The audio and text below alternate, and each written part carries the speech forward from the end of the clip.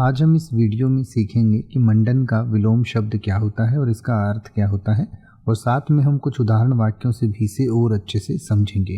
तो सबसे पहले मंडन का अर्थ समझते हैं। मंडन का दो तरीके से इस्तेमाल किया जा सकता है। एक तो मंडन का अर्थ होता है अलंकार, सजावट, सजाना या अलंकरण करना, यानी कि किसी चीज़ की सजावट या किसी चीज़ को सजाना को उसका मंडन करना कहते हैं। तो मंडन का विलोम शब्द यानी कि विपरीतार्थक शब्द होता है विमंडन, और विमंडन का अर्थ होता है सजावट या अलंकरण को हटाना या बिना सजावट के होना। दूसरा जो है मंडन का इस्तेमाल इस तरीके से भी किया जाता है जब जैसे किसी पर आप कोई आरोप लगाते हैं या किसी चीज़ में लिप्त होने की उसकी बात करते हैं कि उस पर इन आरोपों का मंडन किया गया, वो आरोप लगाए गए, तो उस मंडन का विपरीतार्थक खंडन भी हो सकता है, क्योंकि मंडन मतलब आरोप लगाए गए और खंडन मतलब कि उन आरोपों से सामने वाले ने इनकार कर दिया कि नहीं ऐसा नहीं है, ये गलत बात है।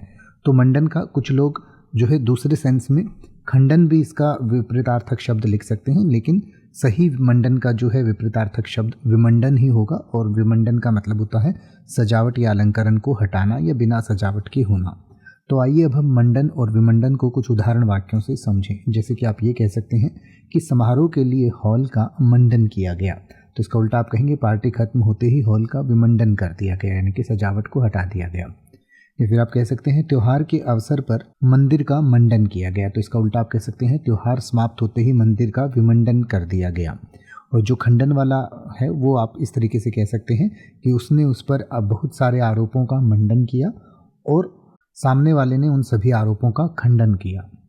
अब आप किसी भी वर्ड का मतलब हिंदी और इंग्लिश में YouTube पर सर्च कर सकते हैं, आपको मेरी वीडियो मिल जाएगी जिसमें आप बिना किसी फालतू बकवास के सीधा उस वर्ड का मतलब समझ पाएंगे। तो ऐसी ही वीडियोस को देखते रहने के लिए चैनल को सब्सक्राइब करें और बेल आइकन को प्रेस करें।